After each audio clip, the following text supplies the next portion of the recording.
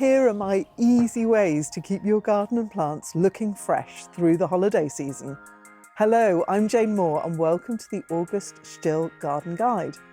I'm here in my garden every month sharing my tips and tricks with you, so make sure you subscribe to the STIHL GB YouTube channel. My first little job is to take advantage of this slightly sort of showery weather.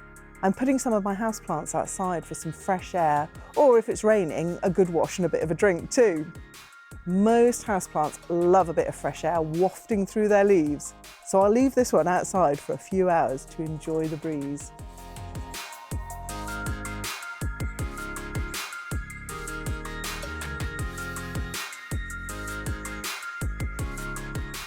Watering is one of the most important jobs through the summer, especially when you're growing plants in containers. It doesn't really matter what they are, vegetables, fruit or flowers, they're all reliant on you totally to keep them watered through these potentially very dry weeks. Typically, just as the schools break up and we're all taking a break, the rain comes in. But it won't last, and before you know it, the temperatures will be climbing and the plants will be wilting, so plan ahead, especially if you're going away. The key thing with watering is to make sure that plants get a really good drink, so water thoroughly. I often water a plant once and then go back again and give it another soak. That's because compost can be really difficult to re-wet once it's actually dried out. So look out for whether the plants are shrinking away from the edge of the pot and the water is just going straight down the side. That's when you need to make sure it's got a really good thorough water.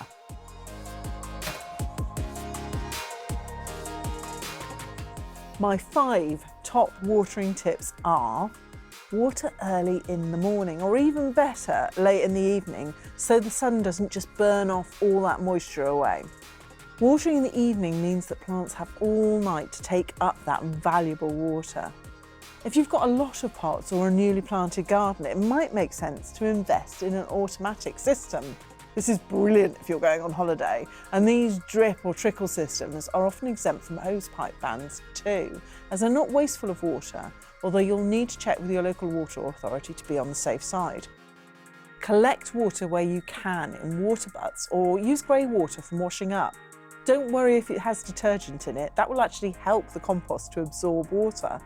You might not want to use it if it's really fatty though, as it could be a bit smelly. Use a mulch on your beds and borders and your veg plot too to help retain moisture. A layer of material about 5 centimetres thick or 2 inches applied to the soil, ideally after it's rained or you've watered thoroughly, makes the perfect mulch. Mulches like well-rotted garden compost and manure improve plant growth by adding nutrients or increasing the organic matter content, as well as reducing water loss from the soil. But even decorative mulches like chipped bark and gravel serve a purpose by suppressing weeds and protecting the soil from drying out. But it also makes sense to plant wisely, using drought-tolerant plants whenever you can. This is especially important as our summers are getting so much hotter. A lot of great plants cope with dry conditions. Lots of grasses, herbs like lavender and catmint, salvias like this little shrubby one, so easy to grow and flowers all summer long, but also succulents like sedums and house leeks make great garden plants for odd corners. I've also moved a lot of my pots and containers into the shade to try and protect them. It's such an easy thing to do and only takes a moment and a bit of effort, but it makes a lot of difference to the plants. Do it before you water them though, so they aren't quite so heavy.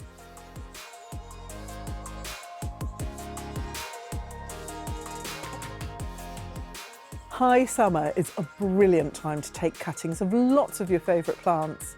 Not only is it great to have plants for free, but also to have replacements for plants that die or get too woody and leggy. If you're new to taking cuttings, then don't worry. This technique is so easy that you can take lots. Some are bound to survive.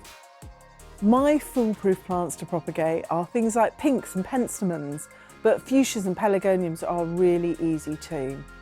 Here's my step-by-step, so watch closely. Choose healthy, non-flowering shoots. There are plenty on this penstemon. These should root quickly and grow into new plants really soon. Remove a few likely looking shoots, but make sure they're longer than the finished actual cutting. Cut them just above a leaf on the parent plant. Aim to make your cutting not more than 10 centimetres long. I quite often make them about half that length, but it does depend a bit where the leaf joints are. They're further apart in some plants like hydrangea. Use a sharp knife to cut just below the leaf joint. That's so important as there's a concentration of natural chemicals around that joint that will help your cuttings take root. Then remove the leaves from the bottom half of the cutting. If your cutting has large leaves like hydrangeas, then you should reduce the leaf area by half to minimise the water loss from the cutting. It seems drastic, but it's essential. With smaller leaves like this penstemon, there's no need.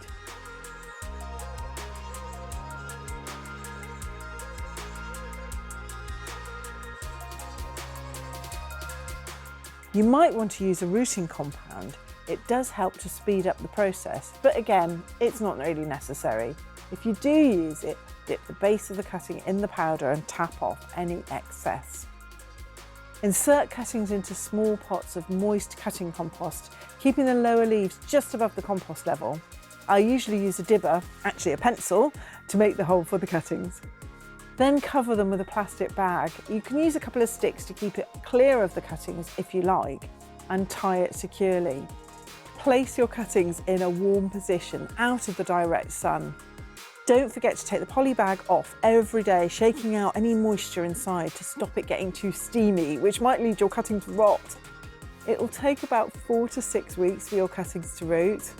Don't get deluded though, the top often starts to grow before the roots have actually formed, so don't get carried away until you're sure they've rooted. Good luck! I'd love to hear what you're propagating in the comments.